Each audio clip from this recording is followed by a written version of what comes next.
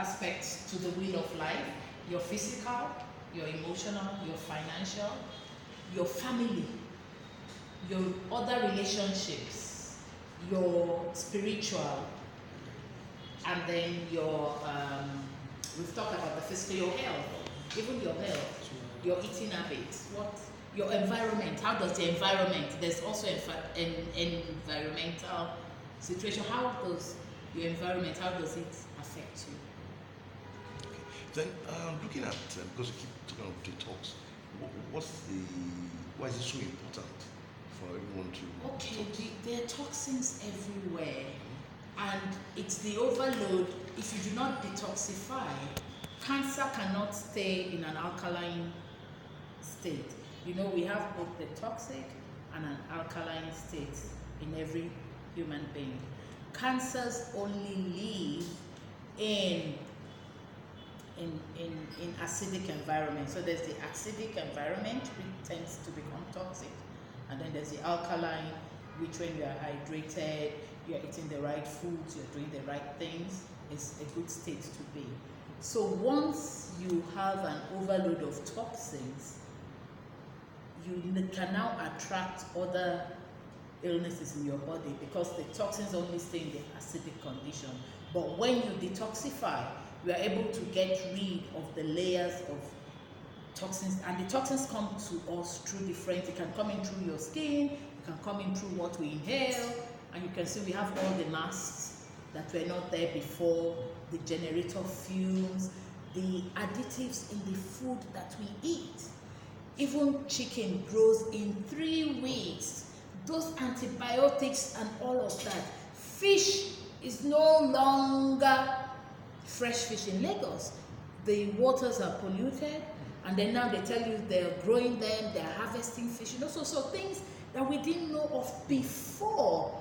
And we are eating all of these things, and they are affecting, they get into our bloodstream, they get into our body. So especially the canned foods.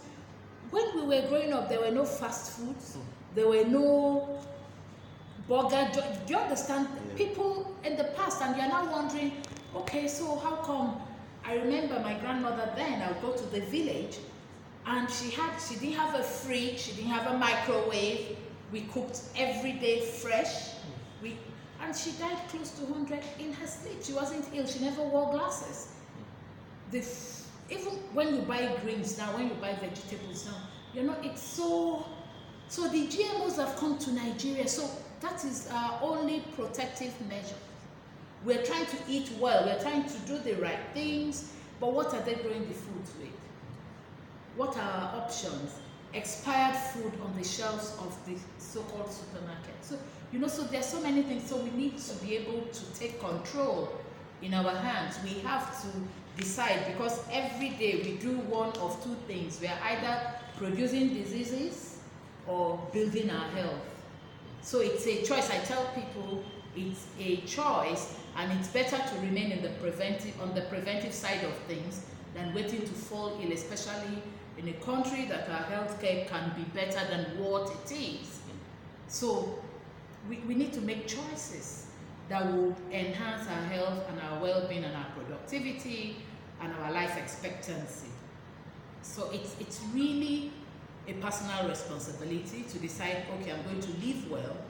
So I tell people what wellness is available by choices.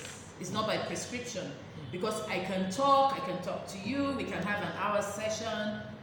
I'm not there with you when you're going to make the choice between this and that. So it's really our power. You know, I like to be able to make the choice. We're given the power to decide if we want to be well or if we want to remain ill. And the lifestyle diseases of hypertension, high blood pressure, high cholesterol, diabetes, the prevalent, they are all lifestyle related, and they're by choices. And we're not blaming anybody, because I can't eat before I leave the house at 5 a.m. and get in the traffic.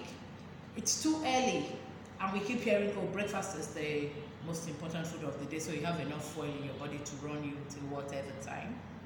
So you get to work about 8, And what do you eat? You eat the pastry. It's lunchtime. It was too early. You couldn't pack your lunch to go to work. What do you eat? I go and eat. I don't know what they've cooked the food with, so I eat that. Even dinner, you don't get to eat at home. Or when you're saying, I know I must eat my wife's cooking, I must eat at home today. You get home at 9:30 to 10. By the time you eat, the food doesn't even digest. So what are we eating? Their choices.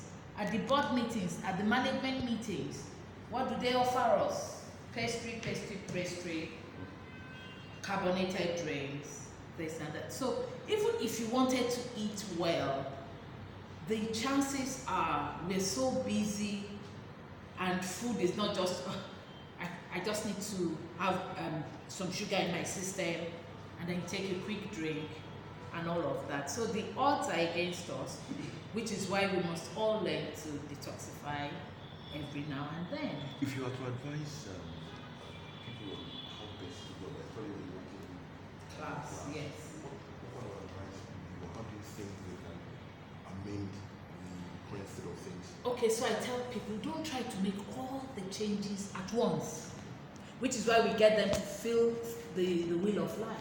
So you know, okay, which one needs most attention now? For some people, it's sleep deprivation, because we have so many things that so many goals that we want to achieve. So you get home at 10, you're able to speak to your wife for only maybe 20-30 minutes, the children fine. Then you're working, you bring out your computer again, and you're working till about 1 a.m. and by 4. So sleep deprivation has also become something we need to talk about. People need to sleep well, because when you sleep that your body regenerates itself. It's when you sleep your brain can rehabilitate itself.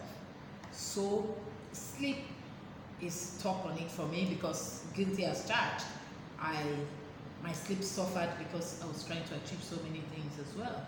But Adriana Huffington, she's now called the sleep evangelist. She said she started a business and one day literally collapsed on her desk.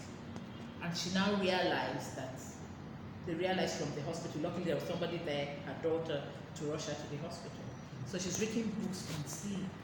So sleep is a must. We are not sleeping enough. We are not eating well. People don't have time for exercise. By the time you spend 6 hours in traffic in a day, where do you do your cardios? Where do you get your physical exercise in? How do you but there's an app I came across recently. It's called the 7-minute workout. So it's saying that you don't need to even spend 1 hour. You don't need to register in a gym. You just need a small space. But make sure that you're committed. If you don't have 7 minutes for your life, then there's a problem. So you need to be able to create time. But what I'm saying, don't make all the change at once. Take one change, master it, then move on to the next one. And you know, our body speaks to us. So the individual will probably know what needs my urgent attention. And then we begin to make the changes over 90 days, and we see how far we've gone. Because once you've mastered one, it's no longer an issue to do it. Yes. Let's